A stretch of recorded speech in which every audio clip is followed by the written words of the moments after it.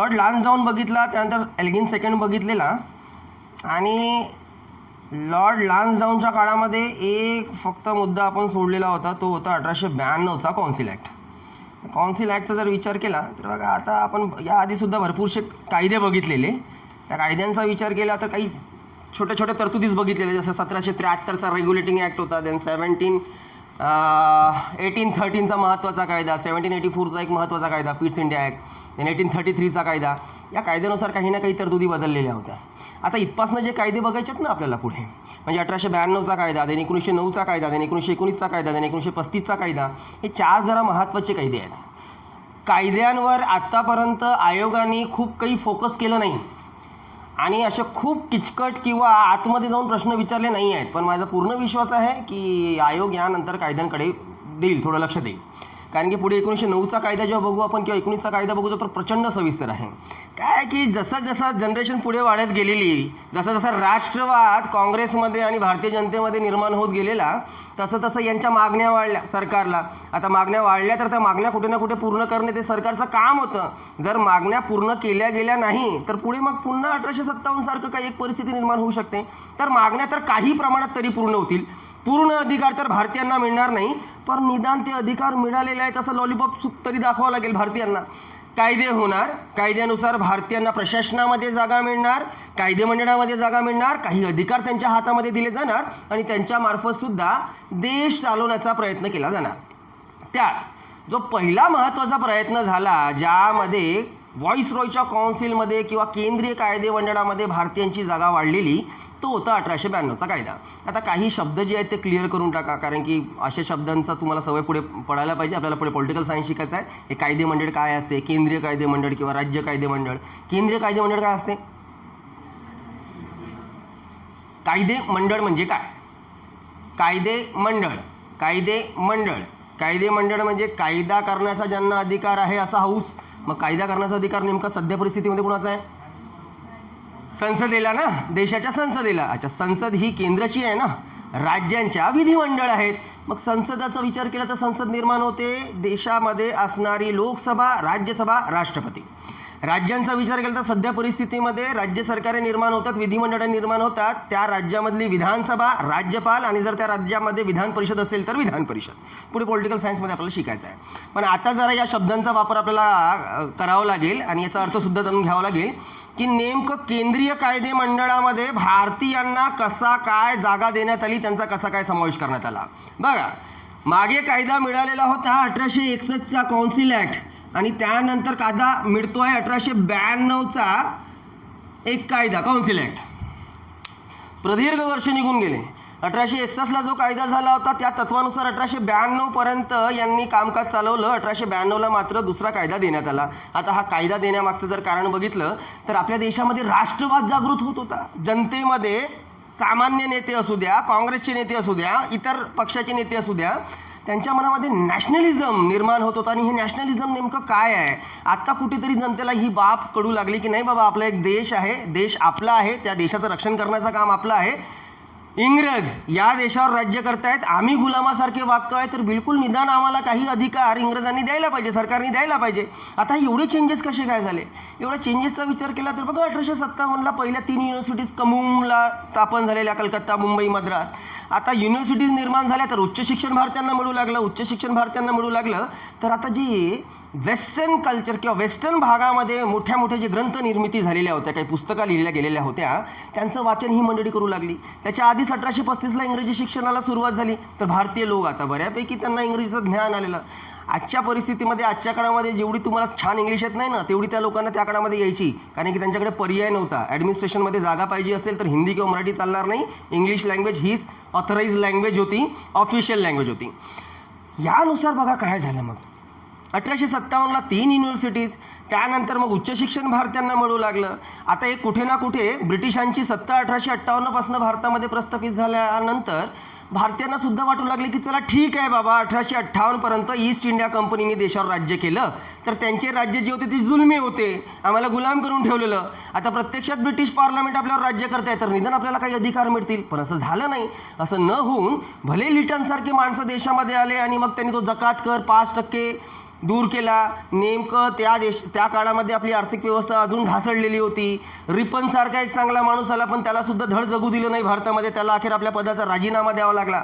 काँग्रेसची स्थापना झाली. मागचे 4-5 वर्ष होऊन गेले. काँग्रेस आपला ड्राफ्ट मांडतं, बिल तयार करतं, पार्लमेंटला पाठवतं की आमच्या या मागण्या आहेत. अजूनपर्यंत कुठली काही मागणी पूर्ण झालेली नाही. तर आता हा हळूहळू जो आहे देशभरामध्ये लोकांमध्ये एक राष्ट्रवाद निर्माण होत होता की नाही, जर आपल्या मागण्या पूर्ण होत नसतील तर सरकारकडनं त्या मागण्या तर काढाव्या लागतील. या व्यतिरिक्त काँग्रेसची कामगिरी आणि त्यातल्या त्यात दादाभाई नौरोजींनी 1887ला जे इंडियन असोसिएशन रिफॉर्म असोसिएशनची स्थापना केलेली होती त्याबद्दल आपण काल बघितलेलं आहे. वेडनबर्ग आणि डिग्बी यांनी जे कार्य इंग्लंडमध्ये केले, जनतेशी थेट वार्तालाप केलेली की भारतीयांची काय समस्या आहे, या सर्व प्रेशरमुळे अखेर इंग्रज सरकारला 1892चा कौन्सिल ॲक्ट देणे भाग पडलं. आणि या 1892च्या कौन्सिल ॲक्टचा सर्वात महत्त्वाचा परिणाम काय झाला, अजूनही या कायद्यानुसारही अजूनही आपल्या देशामध्ये पार्लमेंटरी सिस्टम नाही सुरू झाली. पार्लमेंटरी सिस्टम काय असणार, पार्लमेंटरी सिस्टम असणार म्हणजे त्या देशामध्ये एक हाऊस ऑफ पीपल असणार म्हणजे लोकसभा असणार, दुसरी एक गृह असणार राज्यसभा, आणि देशाचे राष्ट्रपती असणार. आता त्या काळामध्ये राष्ट्रपती नाही तर व्हाईसरॉय असणार. असे तिघांची मिळून एक मंडळ तयार होणार. ती सिस्टम आजही आपल्या देशात सुरू झाली नाही आहे 1892च्या कायद्यानुसार.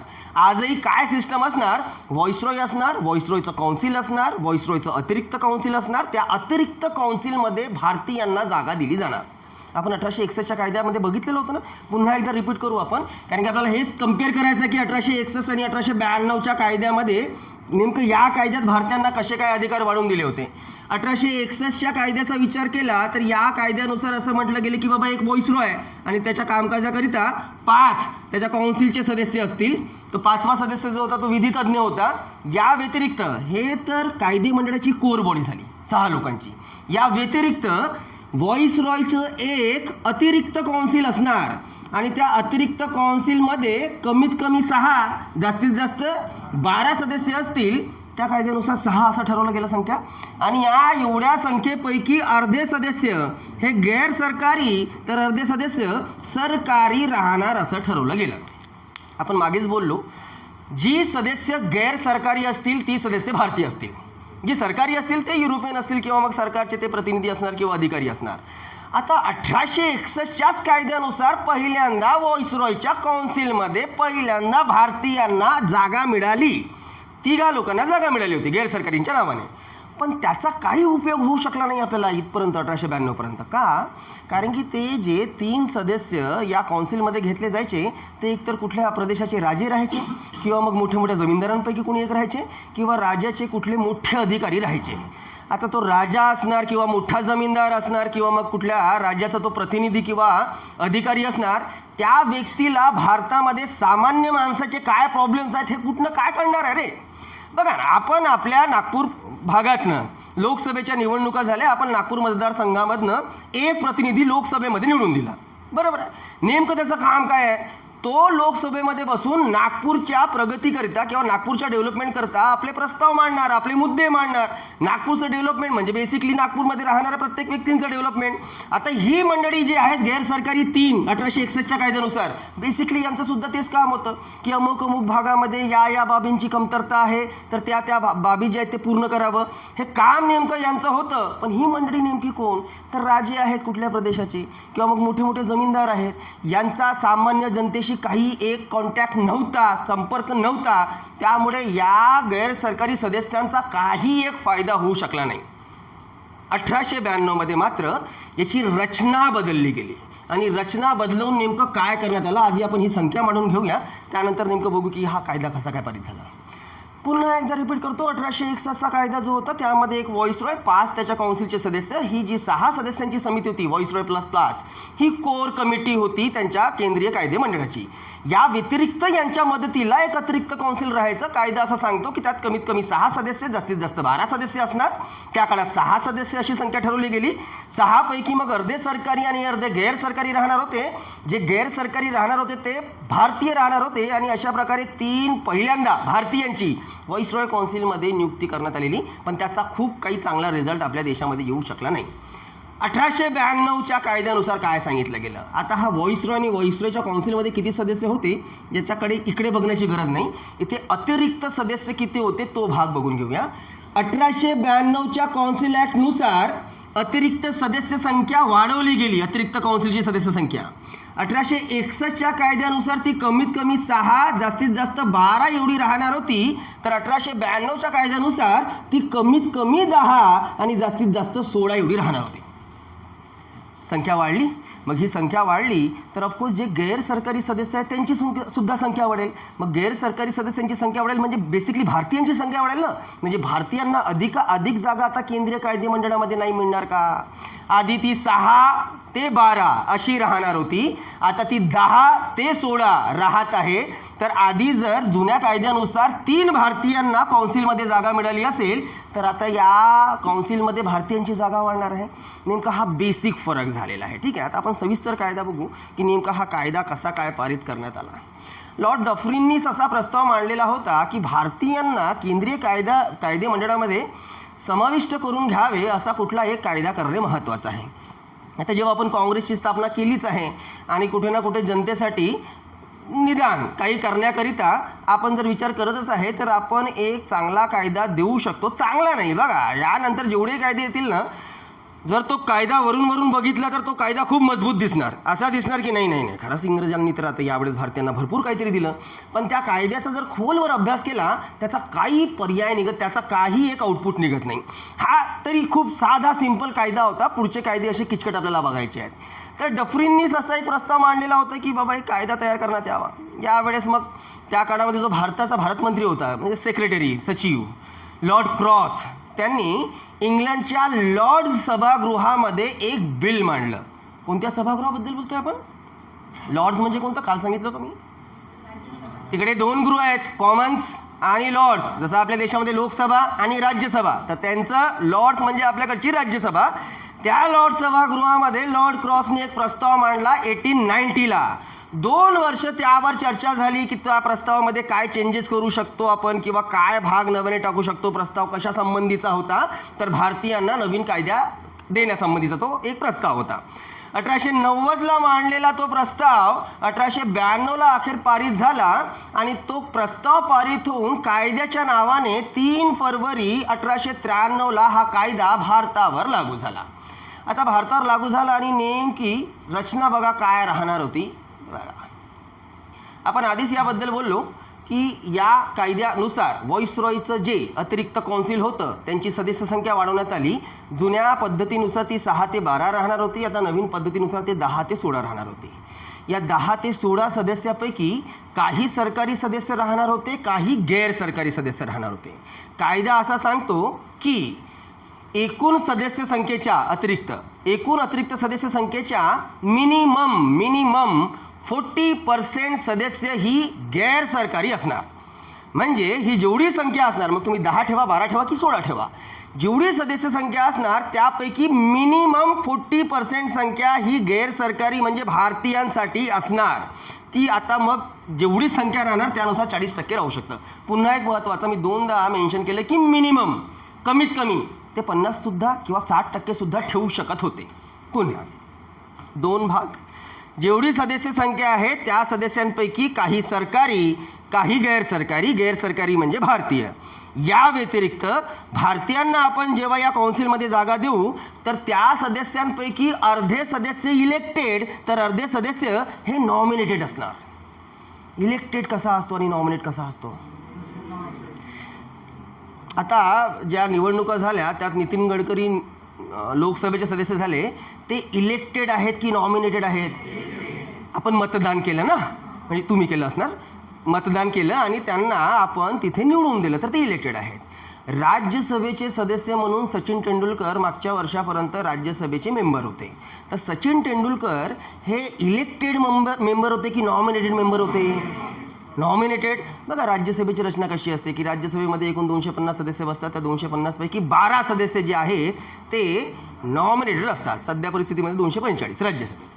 तर नॉमिनेटेड म्हणजे सध्या परिस्थितीमध्ये देशाचे राष्ट्रपती कुठल्या अमुक व्यक्तीला ज्याला काही कुठल्या ठराविक क्षेत्रामध्ये त्यांनी प्रचंड नाव कमवलं असेल, मग कला असणार, साहित्य असणार किंवा क्रीडा असणार, अशा व्यक्तींची नेमणूक ते राज्यसभेमध्ये करू शकतो. त्यांना आपण नॉमिनेटेड म्हणणार. त्यांना इलेक्शनमध्ये भाग घेण्याचा अधिकार इन द सेन्स त्यांना गरज नाही आहे. राष्ट्रपती त्यांना नॉमिनेट करणार. आणि इलेक्टेड म्हणजे जनता प्रत्यक्षात त्या व्यक्तीच्या नावाने मतदान करतील आणि ज्याला जास्त मतं मिळणार ती व्यक्ती निवडून येणार, ते असणार इलेक्टेड.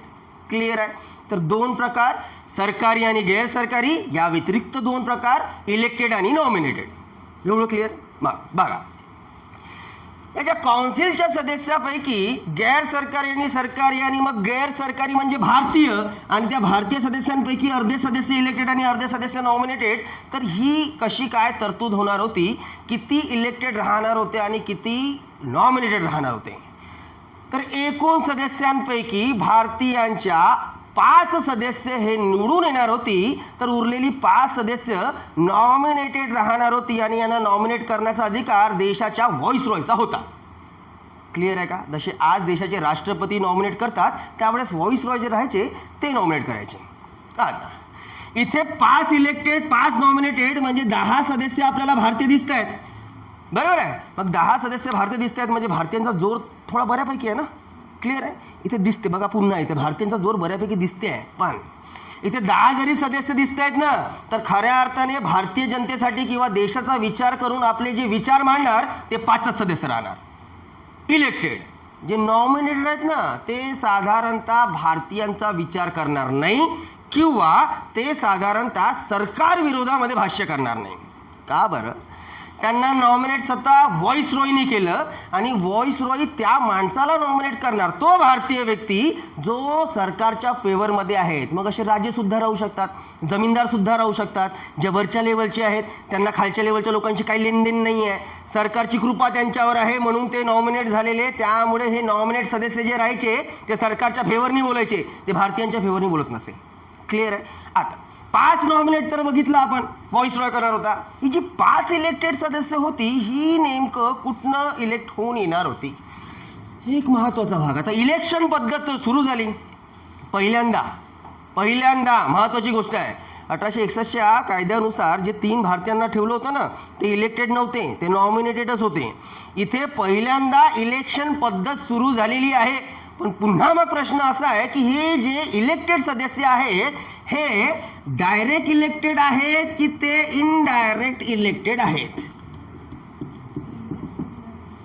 आता मग डायरेक्ट इलेक्टेड कसे असतात आणि इनडायरेक्ट इलेक्टेड कसे असतात? फक्त इथे बरोबरची माहिती घेणार आहोत आपण. पॉलिटिकल सायन्स शिकत असताना हे शिकायचं आपल्याला. मग पार्लमेंट आणि या सर्व बाबी. डायरेक्ट इलेक्टेड आणि इनडायरेक्ट इलेक्टेडमध्ये काय फरक असतो? लोकसभेच्या निवडणुका आता झालेल्या आहेत 2 महिन्याआधी. त्या निवडणुकीमध्ये जे प्रतिनिधी उभे होते ते काँग्रेसचे असतील किंवा BJPचे असतील. तुम्ही 18 वर्षावरील प्रत्येक एक व्यक्ती ज्याला इलेक्शनमध्ये भाग घेण्याचा अधिकार आहे, तुम्ही मतदान केलं असणार, बरोबर आहे? आता जनतेने प्रत्यक्षात मतदान केलं आणि प्रत्यक्षात मतदान करून ज्या व्यक्तीला सर्वाधिक जागा मिळालेल्या ती व्यक्ती निवडून आलेली. ही जी पद्धत आहे ती डायरेक्ट पद्धत आहे. अच्छा, 2 वर्षाआधी 1.5-2 वर्षाआधी देशाचे नवे राष्ट्रपती सुद्धा पदावर आलेले आहेत. कोण आहे सध्या? रामनाथ कोविंद. त्यावेळेस तुम्हाला आठवते का की तुम्ही कुठे जाऊन मतं दिले होते? तुम्हाला बोलवलं नव्हतं, इलेक्शनमध्ये भाग घेतला नव्हता. पण इलेक्टेड तर आहेत ना राष्ट्रपती निवडून आलेले आहेत बरं का. राष्ट्रपती नॉमिनेट नसतात. काही आपल्याकडे राजेशाही नाही आहे, इंग्लंड नाही आहे हा देश की वंश परंपरेने तिथला राजा किंवा राणी जे ते गादीवर येणार. आपल्या देशामध्ये राष्ट्रपती जो राष्ट्रप्रमुख आहे तो निवडून आलेला असतो. फरक एवढा आहे की तो डायरेक्ट निवडून येत नाही, तो इनडायरेक्ट निवडून येतो. मग इनडायरेक्ट निवडून येतो म्हणजे नेमकं काय? बघा, आता फक्त वरवर सांगतोय आपण. राष्ट्रपतींच्या निवडणुकीमध्ये भाग घेण्याचा अधिकार कोणाला असतो? तुम्हाला नसतो. तुम्हाला सोडून बाकीच्यांना असतो. मग बाकीचे कोण? तर बाकीचे पार्लमेंटमधले 2 हाऊसेस, लोकसभा आणि राज्यसभा, इथले मेंबर, पण यातले सुद्धा मेंबर जे आहेत ते इलेक्टेड मेंबर. त्यानंतर तुमच्या देशामध्ये जेवढी स्टेट्स आणि टेरिटरी आहेत आणि ज्या टेरिटरी आणि स्टेट्समध्ये विधानसभा आहेत तर तुमच्या देशामध्ये 29 स्टेट्सच्या 29 विधानसभा आणि उरलेले 2 टेरिटरी दिल्ली आणि पॉंडिचेरी यांना सुद्धा विधानसभेची तरतूद आहे. असे 31 विधानसभा आहेत. अशा 31 विधानसभेचे सदस्य, या व्यतिरिक्त लोकसभेचे सदस्य आणि राज्यसभेचे सदस्यच राष्ट्रपतींच्या मतदानामध्ये भाग घेतात. पण विधानसभेच्या सदस्यांना आणि लोकसभेच्या सदस्यांना तुम्ही निवडून दिला ना. काय म्हणतोय मी, आपण राष्ट्रपतीच्या मतदानाबद्दल बोलतोय. राष्ट्रपतीच्या मतदानामध्ये जनतेला भाग घेण्याचा अधिकार नाही आहे. मग यांच्या निवडणुकीमध्ये कोण भाग घेते, तर यांच्या निवडणुकीमध्ये लोकसभा भाग घेते, विधानसभा भाग घेते, राज्यसभा भाग घेते. म्हणजे भाग घेते इन द सेन्स लोकसभाचे सदस्य, विधानसभेचे सदस्य आणि राज्यसभेचे सदस्य राष्ट्रपतीच्या निवडणुकीमध्ये मतदान करतात. बाकीच्यांना तो अधिकार नाही. तर हे लोकसभेचे सदस्य झाले किंवा विधानसभेचे सदस्य झाले, यांना तर नेमकी जनताच निवडून देते की नाही रे. म्हणजे काय झालंय की जनतेने आधी आपला प्रतिनिधी निवडला, एक लोकसभेत गेला, काही विधानसभेत गेले आणि त्यांच्या प्रतिनिधींनी देशाचे राष्ट्रपती निवडले. तर ही आहे तर इलेक्टेड पद्धत, पण ती इनडायरेक्ट इलेक्टेड आहे. क्लिअर. डायरेक्ट इलेक्शन, डायरेक्ट पद्धत आपण तिला म्हणू, ज्या जनता सरळ निवड त्या व्यक्तीला मत देऊन त्या व्यक्तीची निवड करते. क्लिअर आहे का. मग इथे बघतोय आपण की हे जे इलेक्टेड आणि नॉमिनेटेड आहे, तर नॉमिनेटेड तर व्हॉइस रॉय करणार, इलेक्टेड 5 आहे. तर हे जे 5 इलेक्टेड आहेत हे डायरेक्ट इलेक्टेड आहेत की इनडायरेक्ट इलेक्टेड आहेत, तर हे डायरेक्ट इलेक्टेड नव्हते. डायरेक्ट इलेक्टेड नव्हते म्हणजे यांच्या इलेक्शनमध्ये भाग घेण्याचा अधिकार कुणाला नव्हता, जनतेला. डायरेक्ट भारतीय व्यक्ती यांच्या इलेक्शनमध्ये भाग घेऊ शकत नव्हता, मत देऊ शकत नव्हता, आपला प्रतिनिधी निवडून देऊ शकत नव्हता. हे इनडायरेक्ट इलेक्टेड होते. मग इनडायरेक्ट इलेक्टेड होते तर नेमकं मग यांना कोण निवडून द्यायचं, तर 5 सदस्य आहेत, 5 सदस्यांना निवडून द्यायचं आहे. एक निवडून येईल बंगालमधनं, दुसरा येईल मद्रासमधनं, तिसरा येईल मुंबईवरनं, चौथा येईल संयुक्त प्रांत UP, 5वा येईल पुन्हा बंगालमधनं. म्हणजे बेसिकली बंगालमधनं 2, मद्रासमधनं 1, 3 झाले, मुंबईमधनं 1, 4 झाले आणि संयुक्त प्रांतामध्ये 1, 5 झाले. असे 5 सदस्य या भागातनं. पण निवडणूक कशी होणार. बंगाल आहे तर बंगालची विधान परिषद येणार आहे. अरे 1861च्या कायद्यानुसार आपण केलं ना ॲडमिनिस्ट्रेशनचं डिसेंट्रलायझेशन, विधान परिषद स्थापन केलं ना आपण. तर बंगालमध्ये असणारी विधान परिषद आणि त्या विधान परिषदेमध्ये असणारे सदस्य सेम. मद्रासमधले विधान परिषदेचे सदस्य, मुंबईमधले विधान परिषदेचे सदस्य, संयुक्त प्रांतातले विधान परिषदेचे सदस्य यांच्या निवडणुकीमध्ये भाग घेतील, ते मत देणार आणि त्या प्रकारे हे 5 इलेक्टेड सदस्य निवडून येणार. कळते का. जनतेला निवडणुकीमध्ये भाग घेण्याचा अधिकार नाही आहे. राज्य स्तरावर ज्या विधान परिषद आहेत, विधान परिषदेवर जे सदस्य आहेत ते सदस्य मतदानामध्ये भाग घेतील. जसं बघा इथे आपण केलं होतं, राष्ट्रपतीच्या निवडणुकीमध्ये जनतेने भाग घेतला नव्हता ना. राष्ट्रपतीच्या निवडणुकीमध्ये लोकसभा आणि विधानसभा आणि राज्यसभेच्या सदस्यांनी भाग घेतला होता. सेम इथे आहे. आपण इथे यांच्या निवडणुकीमध्ये जनतेला भाग घेण्याचा अधिकार नाही. ज्या राज्यांचे जे विधान परिषद आहेत आणि विधान परिषदेमध्ये जे सदस्य आहेत ते मतदान करतील आणि या 5 सदस्यांना निवडून देतील. क्लिअर. इथे फक्त काय आहे, बंगालच्या विधान परिषदेमार्फत 1, मद्रासच्या विधान परिषदेमार्फत 1, मुंबईच्या विधान परिषदेमार्फत 1, संयुक्त प्रांताच्या विधान परिषदेमार्फत 1 आणि बंगालमध्ये म्हणजे बंगाल म्हणण्यापेक्षा कलकत्तामध्ये जे व्यापार मंडळ आहे ना, आठवते का 1774ला स्थापना झाली ती व्यापार मंडळाची, त्या व्यापार मंडळाचे जे सदस्य आहेत त्यांच्याकडनं सुद्धा 1 सदस्य या गैर सरकारी सदस्यामध्ये निवडून येणार. क्लिअर. ही देशामधली सुरू झालेली पहिली इलेक्टेड पद्धत होती, पण ती इनडायरेक्ट इलेक्टेड पद्धत होती. या कायद्यानुसार भारतीयांची संख्या वाढली, 10 एवढे सदस्य झाले आणि 101 नेते मग आता पार्लमेंटमध्ये आपलं कुठे ना कुठे नेतृत्व करू लागले. यामध्ये जर विचार केला तर सुरेंद्रनाथ बॅनर्जी या पहिल्या 5 मध्ये निवडून आलेले होते. या व्यतिरिक्त गोपाळकृष्ण गोखले ते सुद्धा 5 मध्ये होते. या मंडळांनी इतिहास गाजवला आहे राजकारणामध्ये. पुढे गोखलेंचा विचार केला किंवा बॅनर्जी यांचा विचार केला. काँग्रेसची मोठी नेते होती, काँग्रेस बऱ्यापैकी यांच्या हातामध्ये होती. तर असे नेतृत्व करणारी मंडळी आता भारतीयांना मिळाली. ती मंडळांना इनडायरेक्ट इलेक्टेड करून गैर सरकारी सदस्यांमध्ये कौन्सिलमध्ये जागा देण्यात आली आणि हळूहळू त्यांचे अधिकार आता वाढू लागले होते. क्लिअर आहे. ही पद्धत कशी आहे. ही जी पद्धत बघितली आपण, बघितलं केंद्रीय कायदे मंडळ, सेंट्रलचं लेजिस्लेशन जे आहे तो बघितला. जसं आज आपण संसद म्हणतो त्या प्रकारे राज्याच्या सुद्धा विधान परिषद आहेत ना, तर राज्याच्या विधान परिषदांचा काय सीन होता त्याबद्दल आपण बोलून घेऊया. बघा आपण मागे फक्त एवढं बघितलं होतं की 1861च्या कायद्यानुसार ॲडमिनिस्ट्रेशन डिसेंट्रलायझेशन करून राज्यामध्ये विधान परिषदांची स्थापना झाली. त्यांची सदस्य संख्या किती होती, काय होती, काही महत्त्वाचं नाही आहे ते, कारण की अतिशय कमी प्रमाणामध्ये ती सदस्य संख्या होती. इथे पहिल्यांदा विधान परिषदेची सदस्य संख्या वाढवली गेली होती आणि कायदा काय करण्यात आला होता तो भाग बघून घेऊया. या कायद्यानुसार देशाच्या 4 भागामध्ये विधान परिषदा राहणार होत्या: कलकत्ता, मुंबई, मद्रास आणि संयुक्त प्रांत UP. कायदा काय होता? ज्या कमूमच्या विधान परिषदा आहेत, कलकत्ता, मुंबई, मद्रास, कमूमच्या विधान परिषदांमध्ये कमीत कमी सदस्य संख्या 8, जास्तीत जास्त 20 एवढी राहू शकणार. मग डिपेंड करते की त्या राज्याचं नेमकी लोकसंख्या किती, लोकसंख्येच्या आधारावर त्या राज्याच्या विधान परिषदेची सदस्य संख्या ठरणार, डिपेंड करणार. पण बेसिकली कमूमकरता हा कायदा करण्यात आला की किमान 8, जास्तीत जास्त 20 सदस्य यांच्या विधान परिषदेमध्ये राहू शकतील. त्यानुसार मुंबईच्या विधान परिषदेमध्ये 8 सदस्य राहणार होते, मद्रासच्या 20, बंगालच्या 20 आणि चौथं जे विधान परिषद होतं संयुक्त प्रांताचं त्यामध्ये 15 सदस्य राहणार होते. या 15ला थोडं वेगळं करा. ही जी यावर प्रश्न बनू शकतो की त्या काळामध्ये विधान परिषदेमध्ये कमीत कमी आणि जास्तीत जास्त सदस्य संख्या किती ठरवली गेली होती आणि ते कोणत्या प्रांतासाठी होती. हा जो कायदा आहे ना, कमीत कमी 8 आणि जास्तीत जास्त 20चा, हा कमूनसाठीच आहे, फक्त कमूनसाठी, कलकत्ता, मुंबई, मद्राससाठी. संयुक्त प्रांतासाठी सरळ 15 सदस्य नेमले जाणार होते. आता यात पुन्हा जर थोडा फार डाऊट असेल तर बघा काय म्हटलेलं आहे की त्या प्रदेशाच्या लोकसंख्येच्या आधारावर त्या प्रदेशांची सदस्य संख्या ठरणार.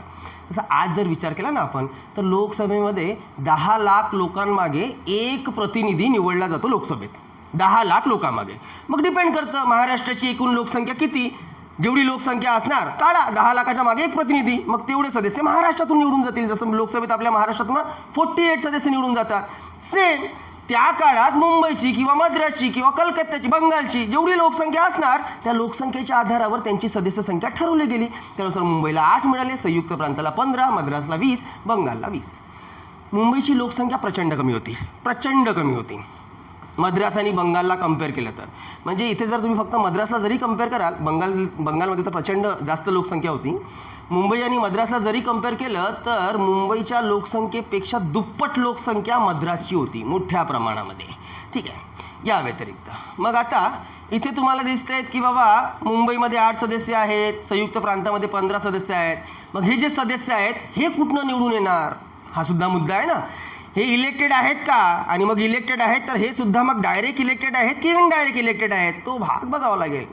जसं आपण केंद्रीय कायदे मंडळामध्ये बघितलं की 5 गैरसरकारी सदस्य निवडून येणार होती, तर त्या 5 गैरसरकारी सदस्यांपैकी एक सदस्य बंगालच्या विधान परिषदनं, एक मुंबई विधान परिषद, एक मद्रास विधान परिषद, एक संयुक्त प्रांत विधान परिषद आणि एक कलकत्त्याचा व्यापार मंडळ, या भागातनं ते निवडून येणार होती. मग इथे आपण राज्यांचं विधान परिषद बघतो आहे आणि राज्यांच्या विधान परिषदेमध्ये ही जी जागा ठरवली आहे तर हे सुद्धा इलेक्टेड असणार. तर मग प्रश्न असा आहे की डायरेक्ट असणार की इनडायरेक्ट असणार, आणि मग ते डायरेक्ट असू द्या इनडायरेक्ट असू द्या, ते नेमके निवडून कुठनं येणार.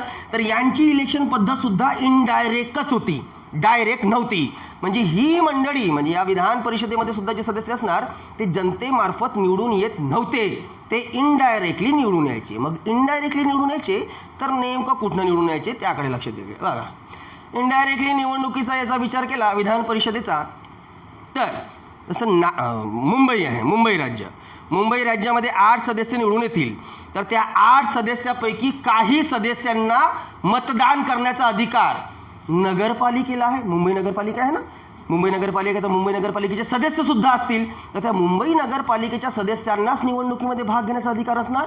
त्यानंतर जिल्हा मंडळ म्हणजे जिल्हा परिषद आहे, जिल्हा परिषदेचे सदस्य असणार, ते मतदानामध्ये भाग घेणार. विद्यापीठ, युनिव्हर्सिटीचं सिनेट असते, सिनेटचे सदस्य असतात. क्लिअर आहे का, माहीत आहे का हे काही?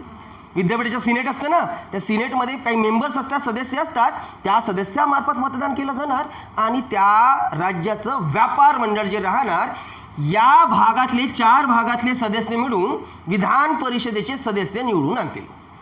या डाऊट असेल तर विचारा. पुन्हा रिपीट करू, करायचं आहे रिपीट. केंद्रीय कायदे मंडळाचं समजलं होतं की काय होतं सीन, की पुन्हा एकदा बघायचं त्याला पण बघून घेऊ. काय कायदे थोडे त्रास देणार आपल्याला. आपण जेव्हा बघितलं की बाबा 1892च्या कायद्यानुसार व्हॉइसरॉयच्या अतिरिक्त काउन्सिलमध्ये एकूण 10 भारतीय म्हणजे गैरसरकारी सदस्य येणार होते, म्हणजे बसणार होते. त्या 10 पैकी 5 इलेक्टेड होते, 5 नॉमिनेटेड होते. तर नॉमिनेट तर व्हॉइसरॉय करणार होता, तर त्यांचा तर प्रश्न सुटला, त्याला सोडा. 5 इलेक्टेड होती. तर मग या 5 इलेक्टेड सदस्यांना निवडून देण्याचा अधिकार कुणाचा होता? तर तो जनतेचा नव्हता.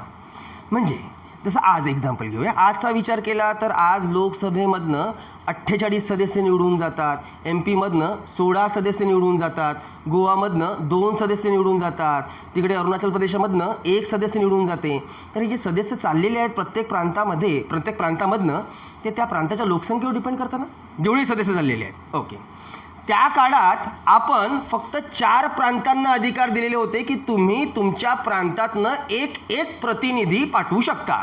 मग कुणाला अधिकार मिळालेला आहे? बंगालमधनं 1, मद्रासमधनं 1, मुंबईमधनं 1, संयुक्त प्रांतामधनं 1 आणि पुन्हा बंगालच्या म्हणजे कलकत्त्याच्या व्यापार मंडळातर्फे 1.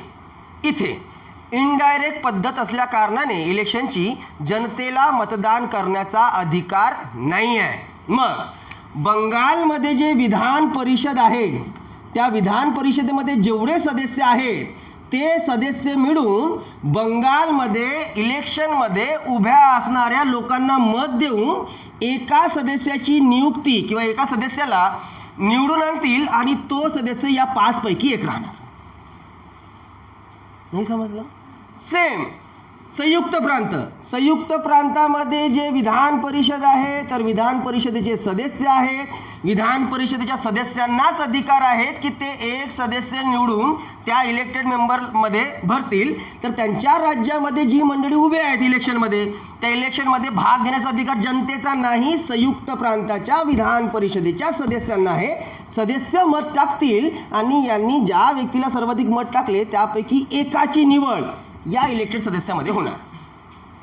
क्लिअर? आता सेम हे आपण केंद्रीय कायदेमंडळ बघितलं. जर आपण प्रांताचं कायदेमंडळ बघितलं तर आपण बघितलं की बाबा अमुक राज्यामध्ये वेगवेगळी संख्या होती. जसं एक्झाम्पल बंगालचंच घेतलं तर बंगालमध्ये 20 सदस्य होती. तर ती 20 सदस्य इलेक्टेड आहेत, पण ते डायरेक्ट इलेक्टेड नाही आहेत, इनडायरेक्ट इलेक्टेड आहेत. तर ते कुठनं निवडून येणार? तर ते जनतेमार्फत निवडून येणार नाही. मग त्यांच्या मतदानामध्ये कोण भाग घेणार? तर त्यांच्या मतदानामध्ये भाग घेणार, जसं बंगालचं एक्झाम्पल घेतलं तर बंगालमध्ये कलकत्त्याची नगरपालिका जी आहे तर नगरपालिकेचे सदस्य असणारे सदस्य मतदान करणार. बंगालमध्ये जिल्हा मंडळ आहे तर जिल्हा मंडळाचे सुद्धा सदस्य असणार, ते मतदान करणार. विद्यापीठचं सिनेट आहे ते मतदान करणार. व्यापार मंडळ आहे कलकत्त्याचं ते मतदान करणार. आणि त्यांच्या मतदानामार्फत बंगालमधले 20 सदस्य बंगालच्या विधान परिषदेमध्ये निवडून येतील. क्लिअर आहे का? पुढे अजून समजून जाईल आपल्याला. आपण मुंबईबद्दल बोलतो आहे की मुंबईचा काय सीन होता. मुंबईमध्ये किती सदस्य राहणार होती? 8.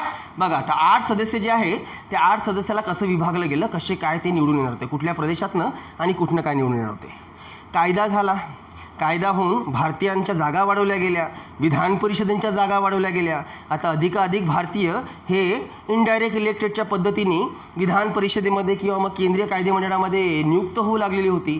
पण तरीही या कायद्यामध्ये प्रचंड दोष होता. दोषचा विचार केला तर जसं मुंबईलाच आपण बघितलं तर मुंबईच्या एका एक्झाम्पलमधनं कळेल. बघा मुंबईमध्ये 8 सदस्य होती. ही 8 सदस्य कुणामार्फत निवडून दिली जाणार होती? मुंबई आहे तर मुंबईचं विद्यापीठ आहे, युनिव्हर्सिटी आहे ना, तर युनिव्हर्सिटीचे जे सदस्य आहेत ना सिनेटचे त्या सदस्यांमार्फत 1 सदस्य निवडला जाणार मुंबईच्या विधान परिषदेमध्ये. कळलं का? 1 सदस्य. त्यानंतर नगरपालिका आहे मुंबईची, त्यांच्यामार्फत 1 सदस्य जाणार होता. त्यानंतर सामान्य जनतेला नंतर घेऊ. त्यानंतर दक्षिणचा सरदार, मी सांगितलं आहे मुंबईची व्याप्ती वर कराचीपासून तर खाली कर्नाटकापर्यंत होती. तर कर्नाटक म्हणजे दक्षिण भारत.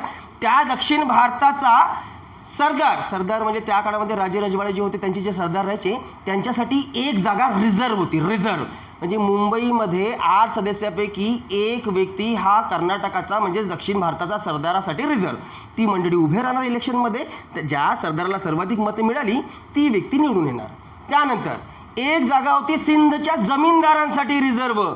उत्तर नव्हे, नॉर्थ वेस्टमध्ये जो सिंध प्रांत आहे तिथला 1 जमीनदार मुंबईमध्ये निवडून येऊ शकत होता. युरोपियन व्यापाऱ्यांना 2 जागा देण्यात आल्या की मुंबईमध्ये जे कार्यरत असणारे युरोपियन व्यापारी आहेत त्यापैकी 2 सदस्य यामध्ये निवडून येऊ शकतात. आणि या 8 पैकी मात्र 2 जागा सामान्य जनतेसाठी खुल्या करून ठेवलेल्या होत्या. आज जर विचार केला ना आपण, तर जसं लोकसभेचा सुद्धा विचार केला तर लोकसभेमध्ये एकूण दरवर्षी म्हणजे दर 5 वर्षांनी 543 जागांसाठी इलेक्शन्स होतात. 543.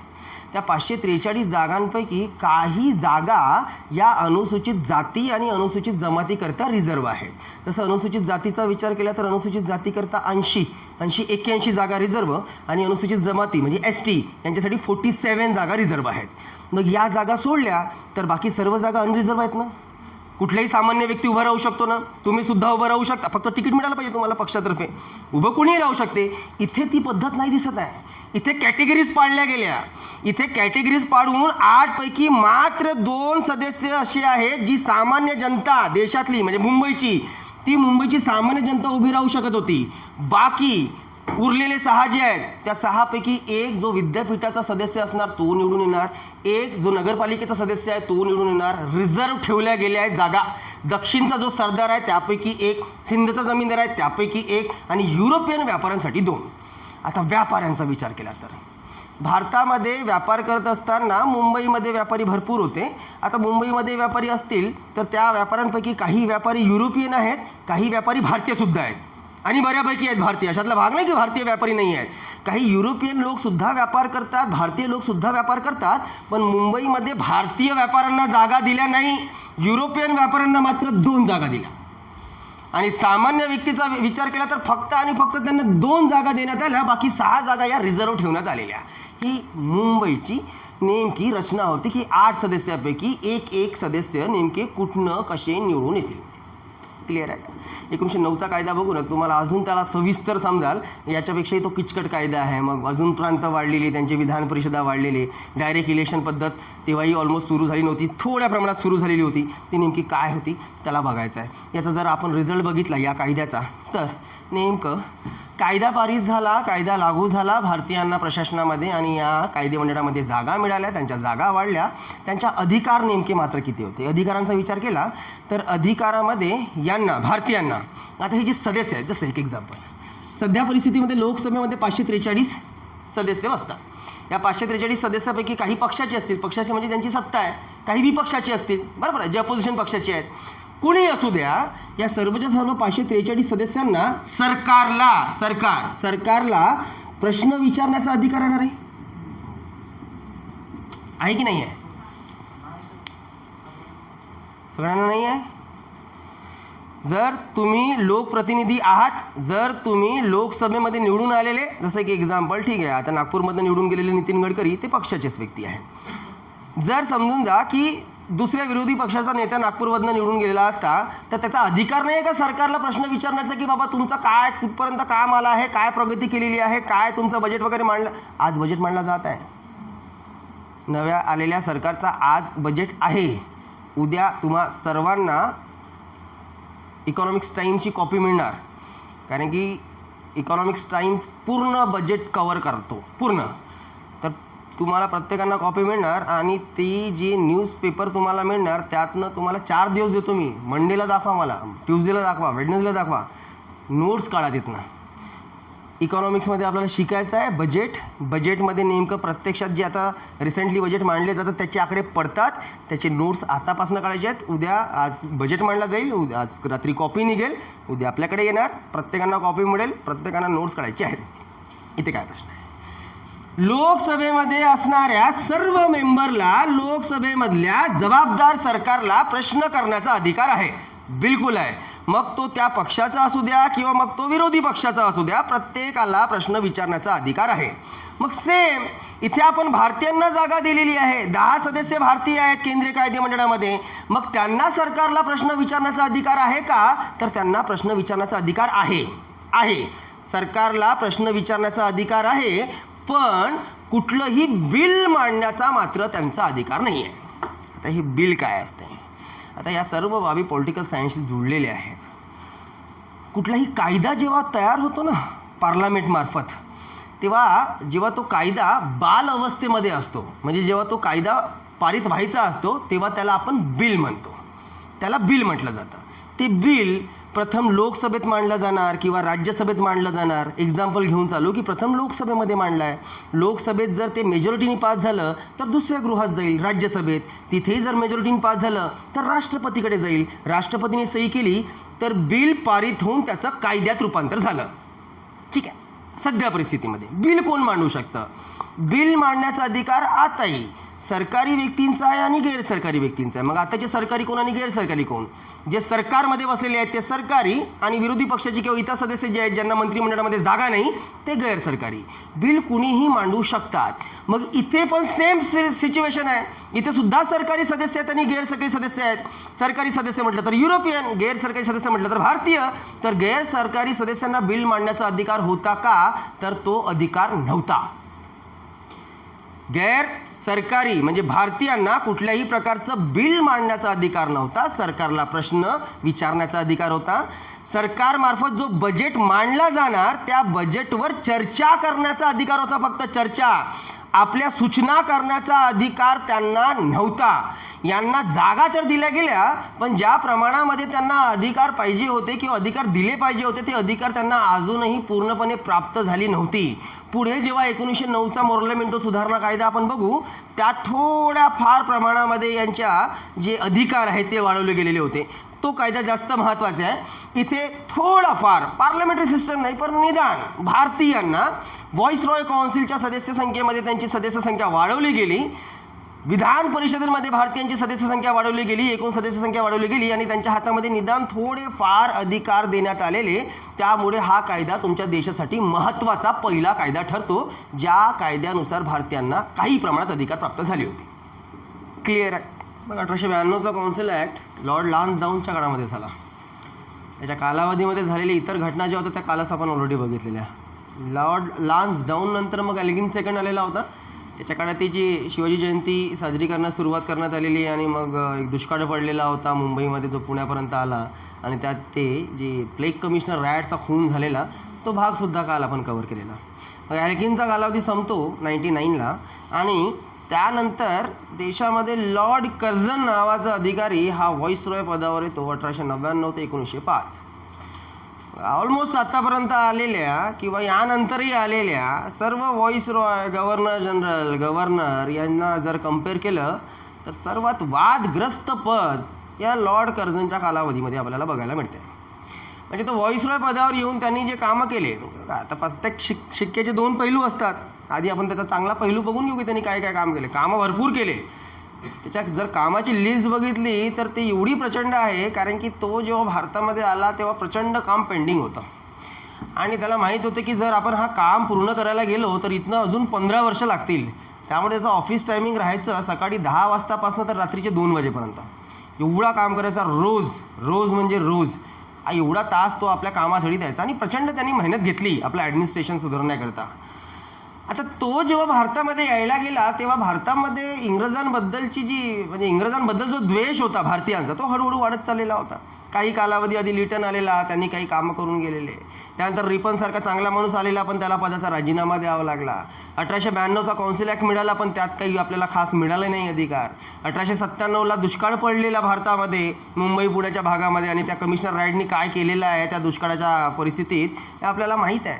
त्यामुळे जनतेच्या मनामध्ये इंग्रजांविरुद्धचा जो क्रोध होता तो हळूहळू वाढत चाललेला होता. पण जेव्हा लॉर्ड कर्झनसारखा व्यक्ती येत आहे असं जेव्हा जनतेला माहीत पडलं तर जनता इन द सेन्स जे मोठे नेते होती काँग्रेसची तेव्हा कुठे ना कुठे एक पॉझिटिव्ह मेंटॅलिटी यांची तयार झाली की नाही बाबा चला एक चांगला माणूस कदाचित येत आहे आपल्या देशामध्ये व्हॉइसरॉय पदावर आणि आपल्याला त्या काळामध्ये काही महत्त्वाच्या सुधारणा मिळू शकतील. आता असा विचार यांच्या मनामध्ये का आला कारण की लॉर्ड कर्झनची जेव्हा नियुक्ती झाली तेव्हा त्यांनी एक स्टेटमेंट दिलेलं होतं की भारताचे लोक, भारताची कल्चर, भारताची भाषा त्याबद्दल त्याला प्रचंड आकर्षण आहे, अट्रॅक्शन आहे देशाच्या इतिहासाबद्दल आणि प्रचंड प्रेमसुद्धा आहे भारतीय लोकांवर. मग असं स्टेटमेंट त्यांनी केलं तर ऑफकोर्स भारतीय जनतेला वाटेल की नाही बाबा एक प्रेमळ माणूस येत आहे आपल्या देशामध्ये व्हॉइसरॉय पदावर. या प्रकारे 1899मध्ये त्याची नियुक्ती तर देशामध्ये झाली व्हॉइसरॉय पदावर. तो पहिल्यांदा भारतामध्ये आला नव्हता. पुन्हा एक महत्त्वाचा भाग तो 4दा याआधी भारतामध्ये आलेला होता, भेट देऊन गेला. कुठल्या मोठ्या अधिकार पदावर तो नव्हता, सहज तो भारतामध्ये भेट देऊन गेलेला. ही त्याची 5वी वेळ होती ज्यावेळेस तो देशाचा व्हॉइसरॉय या पदावर आलेला. आता प्रत्येक व्यक्तीमध्ये काही स्वभाव गुण असतात, काही दोष असतात. काहींमध्ये गुण जास्त असतात, दोष कमी असतात. याच्यामध्ये दोष जास्त होते, गुण कमी होते. जेवढे गुण होते ते त्यांनी दाखवले आपल्या प्रशासनामध्ये, म्हणजे दोष होते ते सुद्धा पुढे दिसले. आणि त्यामुळे या व्हॉइसरॉयचा कालावधी हा सर्वात वादग्रस्त कालावधी म्हटला जातो. आठवा, आपण जेव्हा लिटन बघितलेला, त्या लिटनच्या काळामध्ये एका इतिहासकारकाचा विचार मी तुम्हाला सांगितला होता, झकारिया नावाचा, ज्यांनी असं म्हटलं होतं की खऱ्या अर्थाने देशामध्ये इंग्रजांचं नाव बदनाम करणारे 2 व्यक्ती होऊन गेलेले, एक लिटन, दुसरा कर्जन. तर हा कर्जन आहे तो जो 5-5.5 वर्ष भारताच्या व्हॉइसरॉय पदावर होता. पण अखेर त्याला आपल्या पदाचा राजीनामा द्यावा लागला आणि परत जावं लागलं. मग हा विचार आहे, ते आतापर्यंत ज्यांनी राजीनामे दिले त्यांनी भारतीयांबद्दल काही चांगले कामं करण्याचा प्रयत्न केला. जसं नॉर्थब्रुक त्यांनी राजीनामा दिला, रिपन त्यांनी राजीनामा दिला, ते कर्जनही दिसतोय. तुम्ही म्हणाल मास्तर म्हणते की हा तर असा होता आणि मग त्यांनी आपल्या पदाचा राजीनामा का दिला? ते शेअरला 1.25 शेअर मिळतात असं आहे ना, म्हण असंच काहीतरी याच्यासोबत झालेलं होतं. बघायला गेलं हा देशाचा व्हॉइसरॉय, पण त्यावेळेस जो देशाचा सरसेनापती होता लष्कराचा, किचनेर, तो यापेक्षाही 1000 पट जास्त कपटी होता. आणि त्या दोघांमध्ये जे प्रॉब्लेम्स निर्माण झालेले होते 1905ला, या कारणाने कर्जननी आपल्या पदाचा राजीनामा दिला होता. ती स्टोरी काय झाली त्याला पुढे बघायचं आपल्याला. कर्जननी जे चांगले कामं हातात घेतली आणि मोठ्या प्रमाणामध्ये जे कामं केलेली, तो भाग आधी कव्हर करून टाकू, आणि ते जे वादग्रस्त घटना त्याच्या काळामध्ये झालेला तो भाग आपल्याला उद्या बघायचा आहे. बघा, तो आला तेव्हा आपल्या देशामध्ये ती दुष्काळाची सिरीज सुरूच होती. 1897ला दुष्काळ पडलेला होता. तो दुष्काळ वाढतच चालला, त्याचे कुठे संपण्याचं नाव नाही आहे. 1899च्या काळामध्ये अजून तो भव्य स्वरूपात झालेला. कर्जन जेव्हा आला तेव्हा त्या दुष्काळ निवारणकरिता त्यांनी एक समिती नेमली, सर मॅकडोनाल्ड याच्या अध्यक्षतेखाली. मॅकडोनाल्डच्या अध्यक्षतेखाली समिती नेमून त्या समितीने काही चांगल्या शिफारशी केल्या की ज्या ज्या प्रदेशामध्ये दुष्काळ पडलेला आहे त्या प्रदेशाच्या जनतेवर कुठल्याही प्रकारचा टॅक्स लावू नये, शिफारस केली. कर्जननी मान्यसुद्धा केली. ज्या ज्या प्रदेशामध्ये दुष्काळ पडलेला आहे त्या प्रदेशामध्ये अन्नधान्य पोहोचवण्याकरिता सोय सरकारने स्वतः करावी. बाहेरच्या देशातनं, म्हणजे ब्रह्मदेशातनं बेसिकली अन्नधान्य आयात करावे आणि दुष्काळी भागामध्ये ते पुरवावे. आता त्या दुष्काळामध्ये माणसंच मरत होती अशातला भाग नाही, भरपूरशे जनावरसुद्धा मरत होती. म्हणजे माणसाला अन्न नाही तर जनावरांना सुद्धा चारा नाही आहे. तर त्या मॅकडोनाल्ड समितीने जनावरांचा चारासुद्धा आयात करण्याची शिफारस केली. कर्जनी ती मानली. त्यानुसार अन्नधान्यासोबत जनावरांकरिता चारासुद्धा आयात करण्यात आला आणि दुष्काळी भागामध्ये तो वाटला गेला. तर निदान थोडंफार मदत, थोडीफार, खूप काही दुष्काळाची परिस्थिती संपून गेली अशातला भाग नाही, पण थोडीफार मदत त्या दुष्काळी परिस्थितीमध्ये जनतेला या कारणाने झाली. आपण बघा जेवढे भाग बघतोय ना कर्जनच्या काळामध्ये, बेसिकली तुम्ही हे लक्षात ठेवा की ही समिती आहे तर या समितीचा अध्यक्ष कोण, किंवा ही समिती आहे तर या समितीबद्दलची शिफारस कोणी केलेली आहे. आता भरपूरशा समित्या बघायच्या आहेत, भरपूरसे त्याचे अध्यक्ष होऊन गेले. तर जिथे दुष्काळ समिती आपण बोलू कर्जनच्या काळामध्ये तर बिलकुल मॅकडोनाल्ड आठवला पाहिजे. त्यानंतर पुढचे 2 महत्त्वाचे त्यांनी कायदे केलेले. एक तर 1901ला पंजाब लँड ॲलिनेशन ॲक्ट आणि त्यानंतर 1904ला कॉपरेशन सोसायटी ॲक्ट. आधी पंजाब लँड ॲलिनेशन ॲक्ट बघून घेऊ की काय होता. 1901ला पंजाब प्रदेशासाठी करण्यात आलेला लँड ॲलिनेशन ॲक्ट असा होता की ज्या लोकांकडे, पंजाबच्या शेतकऱ्यांकडे, ज्या शेतकऱ्यांकडे वंश परंपरेने जमिनी मिळालेल्या आहेत त्या जमिनी त्यांच्याकडनं हिरावून घेण्याचा अधिकार कुणाचाही नसणार. म्हणजे आपल्या साध्या सोप्या भाषेत जर सांगायला गेलं तर जी व्यक्ती ज्या जमिनीवर शेती करतात, जी व्यक्तीचे, त्या जमिनीचे मालक जी व्यक्ती आहेत त्या व्यक्तीकडनं ती जमीन कोणीही हिरावून घेऊ शकणार नाही, त्याच्याकडनं कोणीही काढू शकणार नाही. अशा प्रकारचा कायदा आपण बघितला का रे आधी? हो सर बघितला तर आहे, ते नेमकं आठवत नाही नेमकं मात्र कधी बघितलं. हां, टेनेन्सी ॲक्ट कोणाच्या काळामध्ये?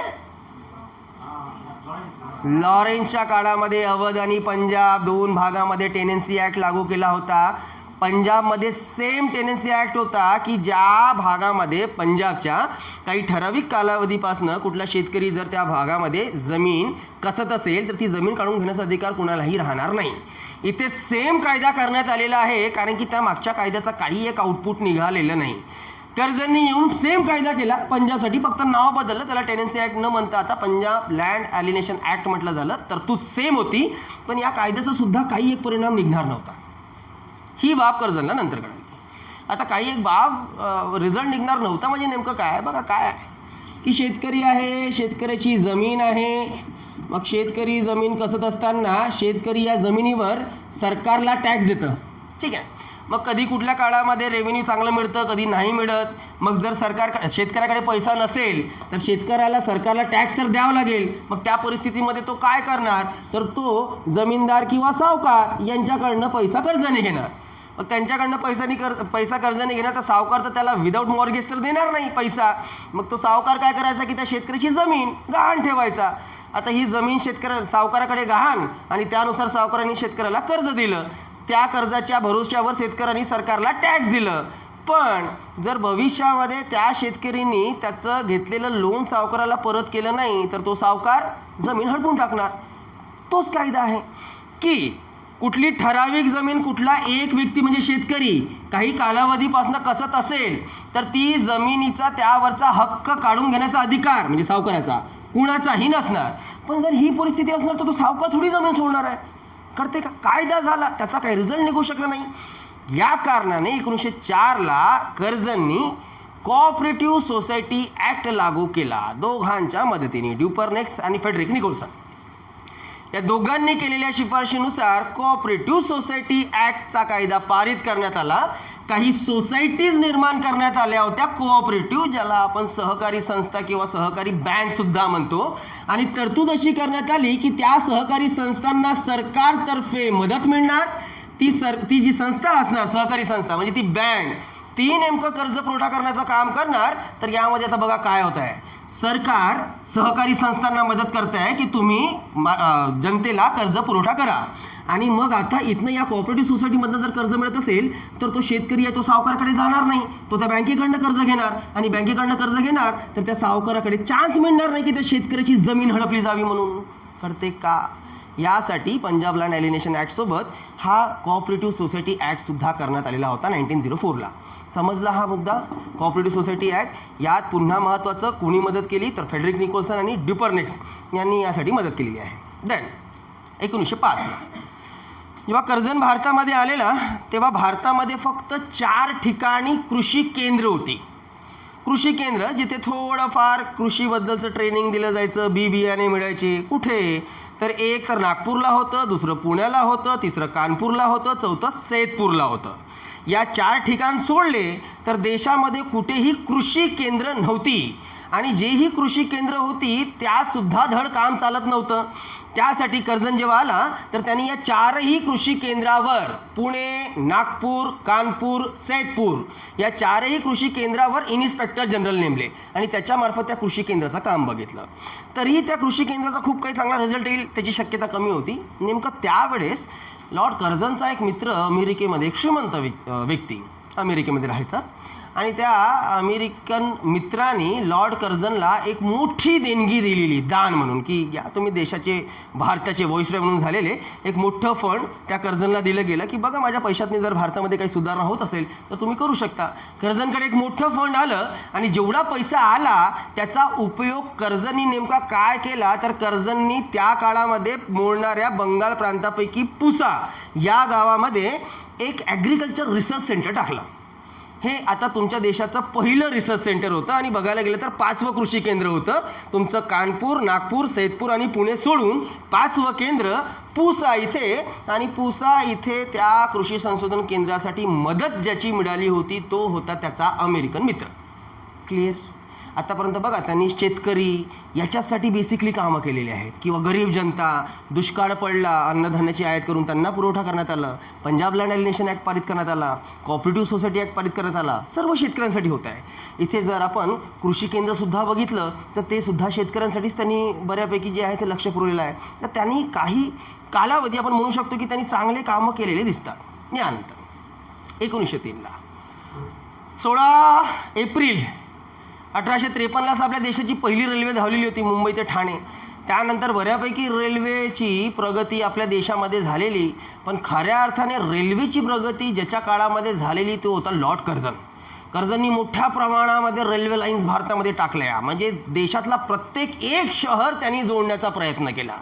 प्रत्येक एक शहर जोडण्यामागचा एकमेव उद्देश होता की त्याची जेही सोयी आहेत म्हणजे त्या रेल्वेमधनं जेही मिळणार त्याचा फायदा इंग्रजांना मिळतो. भारतीयांसाठी हे काही सर्व नव्हतं.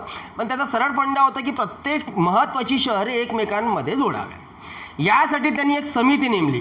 त्या समितीचं अध्यक्षस्थान दिलं टॉम रॉबर्टसनला. रेल्वे संदर्भातली समितीचे अध्यक्ष टॉम रॉबर्टसन. त्यांना सूचना करायच्या होत्या की रेल्वेची प्रगती आपण कशी करू शकतो. टॉम रॉबर्टसननी एक शिफारस केली की तुम्ही एक बोर्ड तयार करा, रेल्वे बोर्ड. त्या रेल्वे बोर्डामध्ये 3 सदस्यांची नियुक्ती करा आणि त्या रेल्वे बोर्डाला पूर्ण अधिकार द्या की या देशामध्ये रेल्वे लाईन्स आणि रेल्वेची प्रगती कशी केली जाणार. तर टॉम रॉबर्टसननी केलेल्या शिफारशीनुसार एक समिती नेमली गेली. समितीमध्ये 3 सदस्य ठेवले गेले आणि त्या रेल्वे बोर्डाला देशामध्ये रेल्वेच्या प्रगतीचं संपूर्ण काम देण्यात आले. जवळपास 6.5 वर्ष जेव्हा कर्झन भारतामध्ये होता तर या कालावधीमध्ये एकट्या कर्झननी 9167 माईल्स रेल्वे लाईन्सचे काम सुरू केलेले होते. म्हणजे त्याच्या काळामध्ये एकूण 9167 माईल्स रेल्वे लाईन्स नव्याने टाकले जाणार होते. तो जोपर्यंत होता 1905 पर्यंत तोपर्यंत ऑलरेडी 6000 माईल्सचे रेल्वे लाईन्स टाकले गेलेले. त्याच्यानंतर अवघ्या 2-3 वर्षामध्ये पुन्हा 3167 जे वाचले माईल्स ते कामसुद्धा पूर्ण झालं होतं. मोठ्या प्रमाणामध्ये रेल्वेमध्ये एक प्रकारची बऱ्यापैकी सुधारणा कर्झनच्या काळामध्ये दिसते. क्लिअर. रेल्वेबद्दल फक्त लक्षात ठेवण्याची गरज एवढी की रेल्वे बोर्ड किंवा रेल्वे संबंधीची समिती अध्यक्ष टॉम रॉबर्टसन. त्याच्या पलीकडे प्रश्न पडणार नाही किंवा प्रश्न पडलाच तर प्रश्न असे बनू शकतात की रेल्वेची खऱ्या अर्थाने देशामध्ये विकास कोणत्या व्हॉइसरॉयच्या काळामध्ये झाले. 2007ला PSIच्या एक्झाममध्ये प्रश्न पडला होता की 1905 की 1920 असा काहीतरी वर्ष दिलं होतं त्यांनी आणि त्या वर्षी भारतीय रेल्वे जगाची कितव्या क्रमांकाची रेल्वे होती हा प्रश्न पडलेला होता. उद्या उत्तर काढून या की 1920ला भारतीय रेल्वे जगातल्या रेल्वेपैकी कितव्या क्रमांकाची मोठी रेल्वे होती. आणि काल मी तुम्हाला पुन्हा एक प्रश्न विचारलेला होता डॉक्टरचा. म्हटलं होतं की कादंबरी गांगुली यांनी नेमकी कुठनं डॉक्टरेटची पदवी घेतली. कलकत्ता मेडिकल कॉलेजमध्ये शिकलेल्या आहेत त्यानुसार भारतातनं शिकून पहिल्या डॉक्टर होणाऱ्या कादंबरी गांगुली. पण देशातल्या बेसिकली पहिल्या डॉक्टर आनंदीबाई जोशी. क्लिअर. पुढे 1899ला त्यांनी चलन कायदा संमत केला, करन्सी ॲक्ट. आणि करन्सी ॲक्ट संमत करून त्यांनी भारतामध्ये गोल्ड स्टँडर्डची निर्मिती केली. भारतीय अर्थव्यवस्थेमध्ये गोल्ड स्टँडर्ड त्यांनी लागू केला. गोल्ड स्टँडर्डबद्दल आता आपण काही बोलणार नाही, बोलून काही अर्थ नाही, तुम्हाला विश्वास बसणार नाही. आपण जेव्हा इकॉनॉमिक्स शिकू तेव्हा आपल्याला शिकायचं आहे की गोल्ड स्टँडर्ड नेमकं काय असतं तेव्हा बघू. इथे फक्त लक्षात ठेवा की कर्झनच्या काळात गोल्ड स्टँडर्ड भारतामध्ये लागू करण्यात आलेला होता. या व्यतिरिक्त 1901ला संस्थानिक जे होते देशाचे विविध राजे रजवाडे त्यांच्या पुत्रांकरिता त्यांच्या मुलांकरिता त्यांनी एक कॉलेज स्थापन केलेलं होतं. इम्पिरियल कॅडेट कोर्सची स्थापना केलेली होती. या व्यतिरिक्त देशामध्ये इरिगेशन डिपार्टमेंटची पाहणीकरिता 1903ला वॉल्विन स्कॉटमॉन क्रिफ याच्या अध्यक्षतेखाली एक समिती नेमली गेली. त्या समितीने भरपूरशा चांगल्या शिफारशी केल्या. देशामध्ये बेसिकली पंजाब आणि उत्तर प्रदेशामध्ये त्या डिपार्टमेंटनुसार भरपूरसे कॅनल्स तयार करण्यात आले, कालवे तयार करण्यात आले आणि जलसिंचनाची सोय करण्यात आली. पुन्हा पटबंधारे विभाग वॉल्विन स्कॉटमॉन क्रिफ. त्यानंतर 1904ला त्यांनी एशियन सोसायटीच्या मदतीने रॉयल एशियाटिक सोसायटीच्या मदतीने पुरातत्वीय कायदा किंवा पुरातन वस्तू कायदा पारित केला. पुरातन वस्तू नव्हे, पुरातन वास्तू. काय असतात पुरातन वास्तू?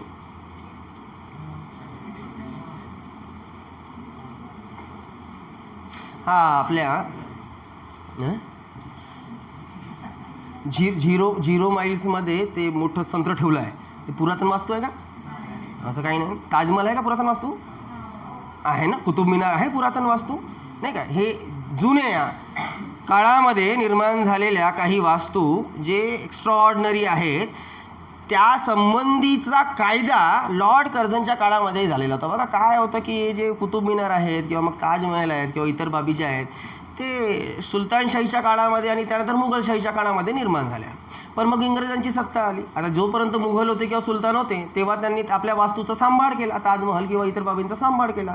इंग्रजांची सत्ता आली. इंग्रजांना काय करायचं होतं, हे ज्या वास्तू निर्माण झाल्या इंग्रजांच्या काळामध्ये आधीच्या काळामध्ये या कुठल्याही भागाकडे काही लक्ष दिलं गेलं नाही. या वास्तू पडलेल्या होत्या, भरपूरशा चोरी झाली. सांगते तिकडे ताजमहलच्या संगमरवर लोकांनी चोरून नेलेले. एवढं सुंदर ताजमहल तयार करण्यात आलं होतं कारण की त्यावर नियंत्रण कुणाचं नाही आहे, त्यावर देखरेख करण्यासाठी कुठला अधिकारी नाही आहे. या सर्व वास्तूंचा सांभाळ करण्याकरिता एक कायदा लॉर्ड कर्झननी पारित केलेला, ज्याला पुरातन वास्तू कायदा म्हटलं जातं. आणि त्या कायद्यानुसार मग बेसिकली ताजमहल झालं किंवा दिल्लीचा किल्ला झाला किंवा मग इतर ज्या बाबी झालेल्या जेवढ्या पुरातन वास्तू आहेत त्यावर देखरेख करण्याकरिता त्यांनी अधिकारी नेमले. आणि त्या अधिकाऱ्यामार्फत आता पूर्ण ते ज्या वास्तू आहेत त्या नियंत्रित राहणार होत्या. यासाठी या कायद्याकरिता त्याला रॉयल एशियाटिक सोसायटीची मदत मिळालेली आहे. Then 1905 suspension and remission act पारित केलेला. बघा भरपूरशा बाबी आहेत आणि खूप काही अशातला भाग नाही की महत्त्वाचा नाही आहे, पण जो महत्त्वाचा अतिमहत्त्वाचा भाग आहे तो आपल्याला पुढच्या टॉपिकमध्ये बघायचा. आता आपण सर्वांचं त्याचं चांगलं बघतो आहे ना, तेव्हा कुठल्या व्यक्तीचं चांगलंपणा साधारणतः आवडत नाही. तो काय वाईट आहे, काय त्यांनी वाईट काम केले त्यात जरा जास्त इंटरेस्ट असतो. आणि काय कामं करून ठेवलेले आहेत तो भाग आपल्याला नंतरच्या टॉपिकमध्ये बघायचा. तिथे फक्त त्यांनी चांगले जे कायदे केलेले आहेत त्याबद्दल आपण बोलतो आहे. त्याच्या काळामध्ये हा जो कायदा झालेला होता सस्पेन्शन अँड रिमिशन ॲक्ट, हा नेमका काय होता बघा. आपल्या देशामध्ये दुष्काळ खूपदा पडले. हा जेव्हा आहे तेव्हासुद्धा देशामध्ये दुष्काळ पडत आहे. समजा नागपूरमध्ये दुष्काळ पडला त्या काळात, मग नागपूरमध्ये दुष्काळ पडला तर नागपूर जिल्ह्यामध्ये दुष्काळ पडला. नागपूर जिल्ह्याचा रेव्हेन्यू ऑफिसर कोण आहे? कलेक्टर आहे. मग नागपूर भागामध्ये संपूर्ण जिल्ह्यामध्ये किंवा नागपूर जिल्ह्यामध्ये दुष्काळ पडला असता या भागातनं रेव्हेन्यू होऊ शकते त्या वर्षी कमी मिळू शकते, कारण की दुष्काळ पडलेला आहे तर लोकांना उत्पन्न झालं नाही आहे. कळते का मी काय म्हणतो आहे? पण नागपूरमध्ये दुष्काळ पडलेला आहे आणि खरंच अमुक भागामध्ये दुष्काळाची हानी अधिक झाली असेल आणि त्या भागामधनं जर रेव्हेन्यू मिळत नसेल किंवा या भागामधनं उत्पादन झालं नसेल तर या भागातल्या लोकांवर त्या वर्षासाठी करमाफी करणं ठीक आहे, संभव आहे.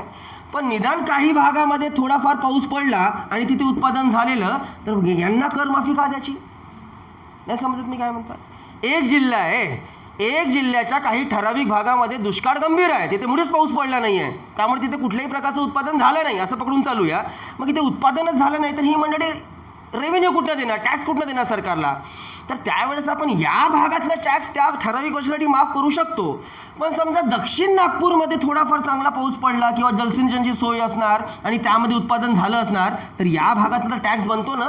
तर जर दुष्काळ पडला असेल, दुष्काळ पडत असताना जर अनाज बुडालं असेल, अन्नधान्य बुडालं असेल, शेतकऱ्यांना त्यामधनं फायदा झाला नसेल तर जिल्ह्यामध्ये कुठल्या भागामध्ये करामध्ये सूट द्यायची आणि कुठल्या भागामध्ये नाही द्यायची हा अधिकार कर्झननी कलेक्टरकडे ठेवला. कलेक्टर ठरवणार होता की अमुक जिल्ह्याच्या या भागामध्ये दुष्काळी भाग असल्याकारणाने यावर्षी त्यांच्याकडनं टॅक्स लावलं जाणार नाही, बाकीच्यांकडनं मात्र टॅक्स लावलं जाणार. त्याचे अधिकार कलेक्टरकडे आले. आधी ते अधिकार सरळ व्हॉइसरॉयकडे होते. पण व्हॉइसरॉय बघा तिकडे कलकत्तामध्ये बसून नागपूरमध्ये दुष्काळ पडला तर त्या व्हॉइसरॉयला काय माहीत की नागपूरच्या किती भागामध्ये दुष्काळाचा प्रदेश आणि कुठल्या भागामध्ये नाही आहे, कळते आहे का? त्यामुळे त्याच जिल्ह्याच्या कलेक्टरला ते अधिकार देण्यात आले. क्लिअर? नेक्स्ट 1902ला झालेली पोलीस सुधारणा. आणि पोलीस सुधारणेकरिता जी समिती नेमली गेली होती ती होती अँड्र्यू फ्रेझर याच्या अध्यक्षतेखाली नेमलेली समिती. तिसऱ्यांदा बघतोय आपण पोलीस सुधारणा. आता कर्झनच्या काळामध्ये अँड्र्यू फ्रेझरच्या अध्यक्षतेखाली एक समिती नेमून त्यांना काम देण्यात आलं होतं की आपण पोलीस डिपार्टमेंटमध्ये काय सुधारणा करू शकतो. अँड्र्यू फ्रेझरने आपला अहवाल दिला की त्या काळातले पोलीस भ्रष्ट आहेत, दरोडेखोराचा मज्जाव आहे आणि पोलिसांमध्ये डिपार्टमेंटमध्ये मोठ्या प्रमाणामध्ये सुधारणा करायची गरज आहे. शिफारशी ज्या झाल्या त्यानुसार कर्झननी यांची सिस्टम चेंज करण्याचा प्रयत्न केला, यांचे थोडे पोस्ट चेंज करण्याचे प्रयत्न केले. याच्या आधी आपण जेव्हा लॉर्ड कॅनिंग बघितला तेव्हा लॉर्ड कॅनिंगनी रचना अशी केली होती की विभाग प्रमुख IG, त्याच्याखाली जिल्हा प्रमुख SP, त्याच्याखाली तालुका प्रमुख DY इन्स्पेक्टर. आता तिथनं पुन्हा खाली काही महत्त्वाची रचना या कर्झनच्या काळामध्ये दिसते. पोलीस स्टेशन आणि पोलीस स्टेशनचा प्रमुख इन्स्पेक्टर राहणार, इन्स्पेक्टरच्या हाताखाली काही सब इन्स्पेक्टर राहणार आणि सब इन्स्पेक्टरच्या हाताखाली काही हेड कॉन्स्टेबल राहणार, अशी रचना करण्यात आलेली. आता ही अशी रचना आहे, सेम रचना आहे, ठीक आहे. मधामध्ये फक्त असिस्टंट इन्स्पेक्टर किंवा मग असिस्टंट सब इन्स्पेक्टर तुम्हाला मिळणार, पण साधारणतः अधिकारपदे असे देण्यात आलेले. ही सिस्टम लॉर्ड कर्झनच्या काळापासून सुरू झालेली. क्लिअर? नेक्स्ट 1901ला रॉयल नेव्हीची स्थापना तुमच्या देशामध्ये झालेली. 30 रॉयल नेव्ही, ज्याला आज आपण इंडियन नेव्ही या नावाने ओळखतो, ती कर्जनच्या काळामध्ये स्थापन झालेली आहे. या व्यतिरिक्त 1903ला त्यांनी ज्या न्यायालयीन सुधारणा केल्या त्याचा जर विचार केला, खूप काही महत्त्वाच्या न्यायालयीन सुधारणा झाल्या नाही आहे. कलकत्ता हायकोर्ट आणि त्या कलकत्ता आणि बंगालच्या एकूण पॉप्युलेशनचा विचार केला तर प्रचंड पॉप्युलेशन होती बंगालची, आणि त्या संपूर्ण पॉप्युलेशनकरता एकच हायकोर्ट होतं, कलकत्ता हायकोर्ट. तर कलकत्ता हायकोर्टच्या न्यायाधीशावर खूप प्रेशर राहायचं, खूप सारे केसेस पेंडिंग राहायचे. 2च महत्त्वाचे बदल झालेले कर्जनच्या काळामध्ये. एक तर त्यांनी कलकत्ता हायकोर्टच्या न्यायाधीशांच्या संख्येत वाढ केलेली, अजून कुठल्याही उच्च न्यायालयाच्या न्यायाधीशाच्या संख्येत वाढ झाली नाही. फक्त कलकत्ता उच्च न्यायालयाच्या न्यायाधीशांच्या संख्येत वाढ झाली आणि कलकत्ता उच्च न्यायालयाच्या न्यायाधीशांचे पगारसुद्धा वाढविले गेले. या दोघांव्यतिरिक्त काही फरक पडला नाही, त्यांनी काही बदल केला नाही. याच्या आधी कलकत्ता उच्च न्यायालयाच्या न्यायाधीशांचे पगार कोणी कमी केले होते? रिपन. मुंबई, मद्रास, कलकत्ता हायकोर्टाला कम्पेअर केलं तर कलकत्ता हायकोर्टाच्या न्यायाधीशांचे पगार अधिक होते. रिपनने ती रचना चेंज केली होती ना, सर्वांचे पगार सेम केले होते ना. कर्जननी पुन्हा एकदा कलकत्ता उच्च न्यायालयाच्या न्यायाधीशांचे पगार वाढवले होते. क्लिअर आहे सुधारणा. 1899ला कर्जन भारताच्या व्हाईसरॉय पदावर आला, जो 1905 होता. आणि त्याच्याच काळामध्ये जो भारताचा सरसेनापती होता लष्कराचा, तो होता किचनेर. त्याची नियुक्ती 1902ला झाली होती. 1908 तो भारतामध्ये सरसेनापती पदावर होता. पुढे या दोघांमध्ये वादसुद्धा झाला होता प्रचंड. आता किचनेरचं महत्त्व यासाठी सुद्धा जास्त अधिक होतं देशामध्ये की पुन्हा एकदा इंग्रजांना भीती निर्माण झालेली होती की रशिया भारतावर हल्ला करू शकतो. काय कारण होतं? मॅप बघण्याची गरज नाही आहे आता की भारताचा वरचा भाग सिंध आणि पंजाब, त्याच्यावर अफगाणिस्तान आणि त्याच्यावर रशिया, हा प्रदेश आपण 2-3दा मॅपमध्ये बघितलेला आहे. आता रशियाचा विचार केला तर रशियाने बिलकुल आपल्या साऊथ बॉर्डरपर्यंत त्यांनी ताश्कतपर्यंत रेल्वे लाईन्स टाकलेल्या होत्या. आणि रेल्वे लाईन्स टाकण्यामागचा यांचा नेमका हेतू काय, असा आता डाऊट इंग्रजांना होऊ लागलेला.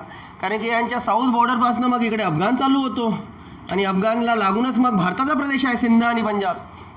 यांनी इथपर्यंत रेल्वे लाईन्स आणलेल्या, तर यांचा नेमका हा हेतू तर नाही आहे की रेल्वेनी मग झपाट्याने ते आपले लष्कर अफगाणिस्तानपर्यंत पोहोचून मग अफगाणिस्तानवरनं भारतामध्ये आक्रमण करणार, असा एक डाऊट इंग्रजांना निर्माण झाला. आणि त्यामुळे त्या काळामध्ये लष्कराचा प्रमुख असणारा सरसेनापती किचनेर त्यांनी काही प्रमुख महत्त्वाचे पावले उचलली. आणि पावले त्यांनी उचलत असताना नेमकं त्यांनी काय केलं तर लष्कराचे प्रॉपर काही कमांड तयार करणे आणि कमांड तयार करून त्यांच्या हातामध्ये काही ब्रिगेड आणणे, हा त्याच्या मागचा एक महत्त्वाचा उद्देश होता. आजही लष्कराचे भरपूरसे कमांड आहेत. नॉर्थर्न कमांड असतं, ईस्टर्न कमांड असतं, साऊथर्न कमांड असतं, वेस्टर्न कमांड असतं. त्या काळामध्ये सुद्धा कमांड निर्माण करण्यात आले आणि प्रत्येक एक कमांडच्या अंतर्गत 3 ब्रिगेड ठेवण्यात आले. एक कमांड, त्याच्या खाली 3 ब्रिगेड. आता हे नेमकं कमांड कुठे होते आणि त्याचं स्ट्रायकिंग पॉईंट कुठे होतं त्याबद्दल बोलायचं आपल्याला. बघा, 2 कमांड निर्माण झालेले होते. एक तर नॉर्थर्न कमांड. नॉर्थर्न कमांडचा विचार केला तर नॉर्थर्न कमांडमध्ये मग 2 साधारणतः मुद्दे बघायचे आहेत. एक तर नॉर्थर्न कमांडचं हेड ऑफिस कुठे होतं, हेड ऑफिस जिथे राहणार तिथे लष्कराचे अधिकारी राहणार. आणि त्या कमांडचा स्ट्रायकिंग पॉईंट कुठे आहे, स्ट्रायकिंग पॉईंट जिथे असणार तिथे प्रत्यक्षात लष्कर असणार जे तैनात असणार. रशियाने जर हल्ला केला तर तिथे मग त्यांना उत्तर देण्याकरिता. कळलं काय म्हटलं आहे मी? एक कमांडच्या 2 बाजू बघायच्या आहेत. त्या कमांडचं हेड ऑफिस, त्या कमांडचं स्ट्रायकिंग पॉईंट. हेड ऑफिसमध्ये अधिकारी बसणार, स्ट्रायकिंग पॉईंटमध्ये लष्कराचे शिपाई असणार. जे 2 कमांड निर्माण झाले किचनेरच्या काळामध्ये म्हणजेच कर्जनच्या काळामध्ये, तर एक तर नॉर्थर्न कमांड होतं आणि दुसरं साऊथर्न कमांड होतं. नॉर्थर्न कमांडचा विचार केला तर नॉर्थर्न कमांडचं हेड ऑफिस मुरीला आणि त्यांचं स्ट्रायकिंग पॉईंट जे होतं ते होतं पेशावर. म्हणजे मुरीला त्यांचे लष्कराचे अधिकारी वर्ग बसणार आणि पेशावरमध्ये प्रत्यक्षात त्यांचं लष्कर तैनात असणार. या व्यतिरिक्त वेस्टर्न कमांडचा विचार केला तर वेस्टर्न कमांड होतं पुण्याला, म्हणजे त्यांचं हेड ऑफिस त्याचं पुणे आणि त्याचा स्ट्रायकिंग पॉईंट जो होता तो होता क्वेटा. आता मुरी असू द्या किंवा मग क्वेटा असू द्या किंवा मग पेशावर असू द्या, हे 3ही भाग आज पाकिस्तानमध्ये आहेत. आणि त्या काळामध्ये विचार केला तर तो भाग त्या काळामध्ये सिंध आणि पंजाबमध्ये असणार. आणि सिंध आणि पंजाबच्या वर अफगाणिस्तान आणि त्याच्यावर रशिया. आता यांनी जे 2 कमांड निर्माण केलेले दिसतात त्यामधला पहिला कमांडचा हेड ऑफिस आहे मुरी, त्यांचं स्ट्रायकिंग पॉईंट जे आहे ते आहे पेशावर. दुसरा कमांड साऊथर्न कमांड, साऊथर्न कमांडचं हेड ऑफिस आहे पुण्याला, पण त्यांचं स्ट्रायकिंग पॉईंट जे आहे ते क्वेटाला आहे. पुण्यामध्ये स्ट्रायकिंग पॉईंट ठेवून काय करणार, तिथे येणार आहेत का ॲक्च्युली कोणाची शत्रू का तिथपर्यंत पोहोचणार आहेत का, नाही, आपल्याला इथे काम आहे. त्यामुळे दोन्ही स्ट्रायकिंग पॉईंट जे आहे ते आपण याच भागामध्ये ठेवलेलं होतं. कळलं का? बिलकुल कधी प्रश्न पडला नाही आहे, पण बिलकुल प्रश्न बनू शकतो की यांचं कमांड कुठे होतं, कमांडचं हेड ऑफिस कुठे आणि त्यांचं स्ट्रायकिंग पॉईंट कुठे. मग तसं मुरी एक हे आहे कमांड आहे. मग प्रत्येक कमांडच्या अंतर्गत 3 नेमके ब्रिगेड निर्माण करण्यात आले आणि या ब्रिगेडवर जो मुख्य अधिकारी राहायचा त्याला ब्रिगेडियर असं म्हटलं जायचं आणि त्याच्या हाताखाली मग पुन्हा काही सैन्य राहायचे. करते असे 2 command, head office, striking point, प्रत्येक कमांडमध्ये 3 ब्रिगेड, ब्रिगेडचा अधिकारी ब्रिगेडियर, त्याच्या हाताखाली सुद्धा लष्कराची एक लांबलचक रचना होती. आता प्रॉपर अजूनही भारतामध्ये ट्रेनिंग सेंटर लष्कराचे सुरू झाले नव्हते. इंग्लंडमध्ये मात्र होते असे ट्रेनिंग सेंटर. मग इंग्लंडच्या ट्रेनिंग सेंटरचा विचार केला तर इंग्लंडमध्ये किंबर्ली नावाचं एक युनिव्हर्सिटीज होतं जिथे लष्कराला ट्रेनिंग मिळायची. त्या किंबर्ली विद्यापीठासारखंच ट्रेनिंग सेंटर भारतामध्ये असावं असं कर्जनचं मत. त्यामुळे त्या किंबर्ली विद्यापीठासारखं ट्रेनिंग सेंटर भारतामध्ये उभारलं गेलं आणि ते उभारलं गेलं क्वेटाला, म्हणजे या एक कमांडमध्ये. तिथे आता ट्रेनिंग सेंटर आहे, तिथे लष्कराला ट्रेनिंग मिळणार. त्यांना त्याच्या ट्रेनिंगमधनं जावं लागायच्या टेस्टमधनं जावं लागायचं. त्याला किचनेर टेस्ट या नावाने ओळखलं जायचं. खऱ्या अर्थाने भारताचा हा जो नॉर्थ वेस्टचा प्रदेश होता त्याला मजबूत करण्याचं संपूर्ण श्रेय लॉर्ड कर्झन आणि कर्झन म्हणण्यापेक्षा खऱ्या अर्थाने किचनेरला जाते. आतापर्यंत आपल्या देशामध्ये कमांड किंवा ब्रिगेड अशी रचना नव्हती. लष्कर होतं, एका सरसेनापतीच्या हाताखाली लष्कर राहायचं. प्रॉपर त्याची रचना प्रत्यक्षात लॉर्ड कर्झनच्या काळामध्ये झाली दिसते. क्लिअर आहे? समजला का? नेक्स्ट 3 त्याचे परराष्ट्र धोरण. फॉरेन पॉलिसीचा विचार केला तर त्या काळामध्ये काही प्रॉब्लेम्स निर्माण झालेल्या होत्या. एक तर सिस्तानच्या प्रदेशामध्ये आणि दुसरं तिबेटमध्ये. एक भाग होता अफगाणिस्तान आणि इराण या 2 भागामध्ये असणारा एक प्रदेश सिस्तानचा प्रदेश. अफगाणिस्तान हे इंग्रजांचे मित्र होते, शत्रू होते. अरे 2दा मार खाऊन आले आहेत ना अफगाणिस्तानमध्ये. त्यांनी राजकारण करण्याचा प्रयत्न केला पण त्यांचं कधी इकडे सफल झालं नाही. तर अफगाणिस्तानवाल्यांसोबत त्यांचं काही पटत नाहीये. आता इथे इश्यूज काय झाले की अफगाणिस्तान आणि इराण या 2 प्रदेशामध्ये, या 2 देशामध्ये छोटासा प्रदेश होता सिस्तान नावाचा. त्या सिस्तान प्रदेशावर नेमकं वर्चस्व कुणाचं असणार या कारणाने अफगाण आणि इराण या दोघांमध्ये प्रॉब्लेम होतो. म्हणजे इराण आपलं वर्चस्व सांगायचं, अफगाण आपलं वर्चस्व सांगायचं. दोन्ही देशामध्ये त्या सिस्तानच्या प्रदेशाच्या कारणाने युद्धाला सुरुवात होते की काय अशी परिस्थिती निर्माण झाली. आणि यांच्या दोघांचे जे प्रॉब्लेम झाले त्याचा फायदा उचलण्याचा प्रयत्न रशियाने केला.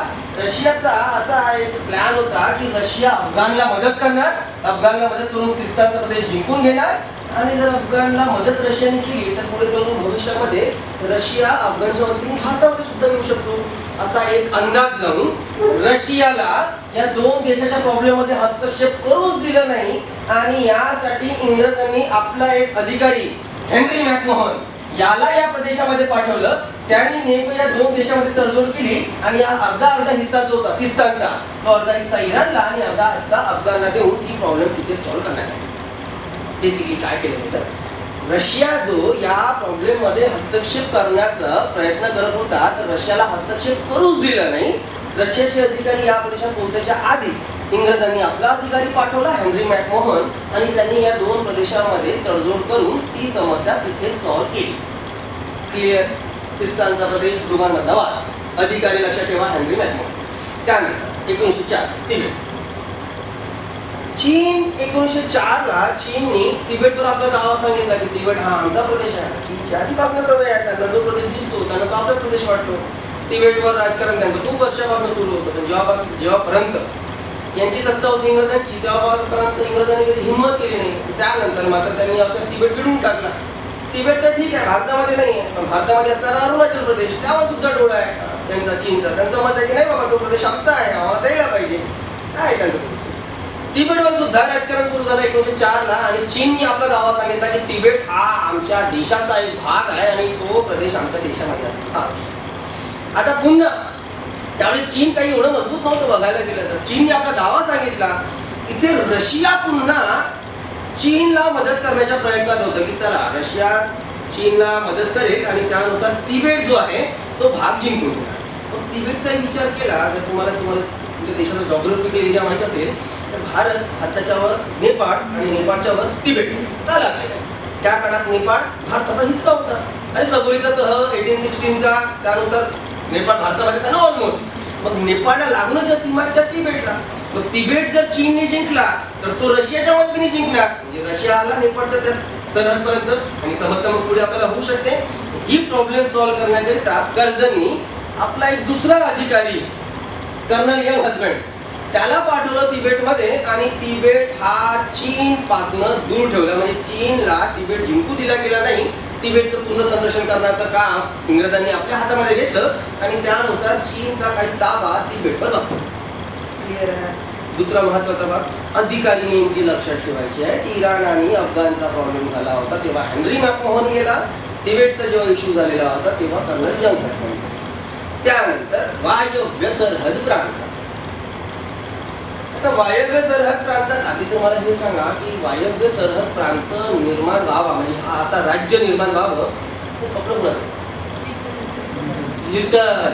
लिटनचे काही आपण बघितलेल्या होत्या महत्वाकांक्षा की वायव्य सरहद प्रांत निर्माण व्हायचं, गोल्ड स्टँडर्ड लागू करावं. इथे झालं का त्यांच्या काळामध्ये वायव्य सरहद प्रांत निर्माण करावं त्याचं एक स्वप्न होतं. पुन्हा त्याचे प्रिन्सली स्टेट्स आहेत त्यांचे कौन्सिल निर्माण करावं हे सुद्धा लिटनचं स्वप्न होतं.